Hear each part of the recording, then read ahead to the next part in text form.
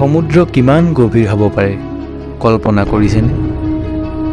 মানুহৰ কল্পনাই ঢুকি নোপোৱা এই সমুদ্ৰৰ গভীৰতাত আজিও লুকাই আছে অনেক ৰহস্য। আজিৰ এই ভিডিঅ'টোত আমি জানিবলৈ চেষ্টা কৰিম যে সমুদ্ৰ প্ৰকৃততে কিমান গভীৰ। তো নমস্কাৰ বন্ধুসকল, বিস্ময় ইউটিউব চেনেললৈ আপোনাক স্বাগতম। আৰু এনে ধৰণৰ ভিডিঅ' চাই থাকিবৰ বাবে চেনেলটো ছাবস্ক্ৰাইব কৰি ল'ব। আপোনালোকে ক'ৰবাত নহয় ক'ৰবাত মাৰিয়ানা ট্ৰেঞ্চ নামটো নিশ্চয়কৈ শুনিছে। আৰু এই মাৰিয়ানা ট্ৰেঞ্চ হৈছে পৃথিৱীৰ আটাইতকৈ গভীৰতম ঠাই। প্ৰশান্ত মহাসাগৰত অৱস্থিত এই মাৰিয়ানা ট্ৰেঞ্চ পৃথিৱীৰ আটাইতকৈ গভীৰ ঠাইৰূপে চিহ্নিত হৈছে যদিও পৃথিৱীৰ এই বিশাল সমুদ্ৰত তাতোতকৈও যে গভীৰ ঠাই নোলাব তাক নুই কৰিব নোৱাৰি। কাৰণ এই পৃথিৱীৰ জলভাগ ইমানেই গভীৰ আৰু ইমানেই বিশাল যে মানুহে মাত্ৰ 5% ভালকৈ আৱিষ্কাৰ কৰিবলৈ সক্ষম হৈছে। সমুদ্ৰ কিমান গভীৰ আমি যদি জুখিবলৈ যাওঁ, পোনপ্ৰথমে মানৱ নিৰ্মিত সৰ্বোচ্চ বৃহৎ অট্টালিকা বুৰ্জ খলিফাক যদি আমি সাগৰত ডুবাই দিওঁ, এই অট্টালিকা মাথো 829 মিটাৰ তললৈকে যাব। আৰু ই মাত্ৰ সমুদ্ৰৰ গভীৰতাৰ আৰম্ভণিহে।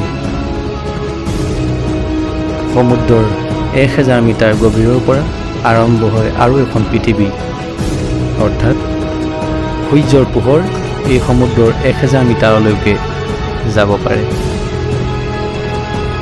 প্ৰচণ্ড পানীৰ চাপ আৰু অন্ধকাৰত বুৰ গৈ থকা এইখন পৃথিৱী চাবৰ কাৰণে আমাক উন্নতমানৰ লাইটৰ প্ৰয়োজন হ'ব।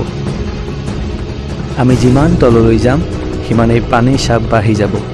গতিকে উন্নতমানৰ উপকৰণসহ এই গভীৰতালৈ যোৱাটো সম্ভৱ। আমি যেতিয়া পানীৰ 2000 মিটাৰ গভীৰতালৈ পামগৈ, আমাৰ দেখি আচৰিত লাগিব যে কিছুমান মাছ আছে যাৰ সন্মুখৰ ভাগত নিজৰেই পোহৰ আছে। এই মাছবিধক কোৱা হয় এংলাৰ ফিছ।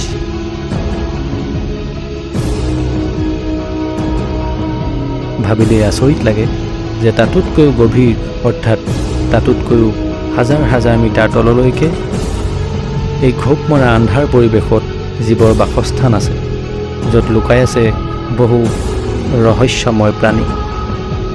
আমি সকলোৱে জানো যে পৃথিৱীৰ আটাইতকৈ ওখ শৃংগটো হৈছে মাউণ্ট এভাৰেষ্ট। আপুনি হয়তো শুনি আচৰিত হ'ব যে এই মাউণ্ট এভাৰেষ্ট শৃংগটো যদি আমি সাগৰৰ গভীৰতাত ডুবাই দিওঁ, ই অনায়াসে ডুব যাব। এই 8845 মিটাৰ সৰ্বোচ্চ শৃংগটো যদি সাগৰৰ গভীৰতাৰ ওচৰত হাৰ মানে, তেন্তে ভাবি চাওক সাগৰ কিমান গভীৰ হ'ব পাৰে। এতিয়া শেষত আহিছোঁ মাৰিয়ানা ট্ৰেঞ্চলৈ।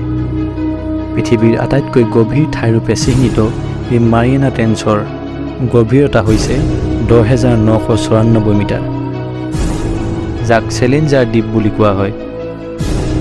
ভিডিঅ'টো শেষলৈকে চোৱাৰ বাবে ধন্যবাদ। পুনৰ লগ পোৱাৰ প্ৰতিশ্ৰুতিৰে আজিলৈ বিদায়।